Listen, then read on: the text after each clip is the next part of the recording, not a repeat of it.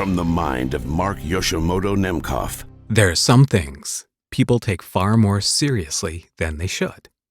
The argument of hardware versus plugins, expensive versus non-expensive audio cables, Bret Easton Ellis's novel American Psycho, the predictions of Nostradamus, Jake Paul's boxing career, and microphone demos on YouTube. But let me just say it, microphone demos online should primarily be viewed for entertainment purposes only. Now, you may say, "Hey man, I'm watching in the name of research. I need to know what makes this mic different. I need to know what makes this mic better." And, okay, well, I get it. That's all well and good. Who doesn't love a good microphone demo? Okay, maybe Helen Keller, but I digress. Stop taking microphone demos literally. Some of you treat a microphone video like it's the gospel truth. You know what's funny? Yeah, I know, clowns, but it's funny to me how people are so skeptical, dare I say cynical, and sometimes downright salty about information they get online. But some of you, and you know who you are, treat a mic demo like a veritable ringing of the dinner bell at the mere sight of a mic demo. Your Pavlovian response is so furious, you start to foam at the mouth like the dog from Turner and Hooch. If you see a link to a microphone video and you find yourself drooling on your own shirt, you may have a problem.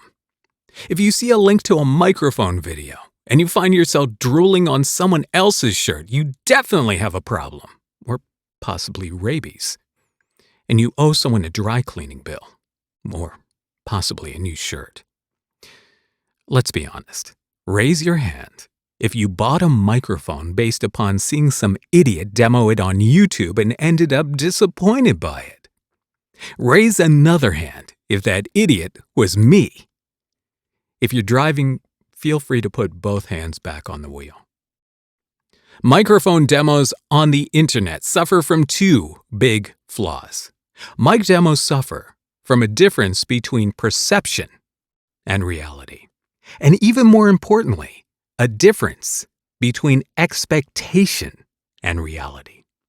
You know you're watching because you want that mic to sound good.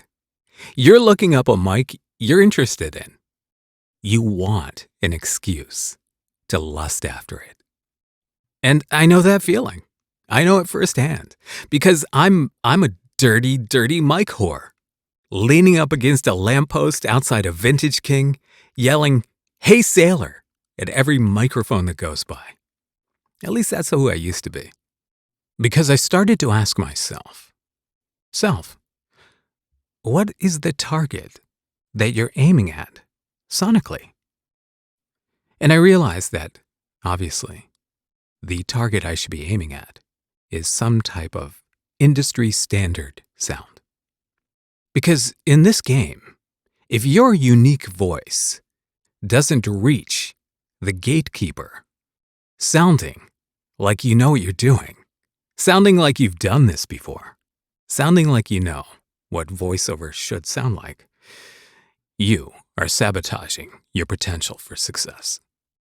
So I'm not saying do not watch microphone demos on YouTube. I'm saying watch them for their entertainment value and watch them with a grain of salt. And in some cases, the whole fucking shaker of salt. Can we just agree on one thing? Microphone demos on the internet should be regarded as primarily for entertainment purposes only. And I know it's asking a lot. I mean, about agreeing on this one thing. I'm not asking what color is this dress or who you'd marry, fuck, or kill. Though if your answer for all three is the same person, you may want to ask your therapist to up your meds. You're listening to my DIY U87 with the Danny Bouchard circuit and a Neumann K87 from 1979, going through the MT48 and running through PSP and Finistrip. Don't ask for my settings.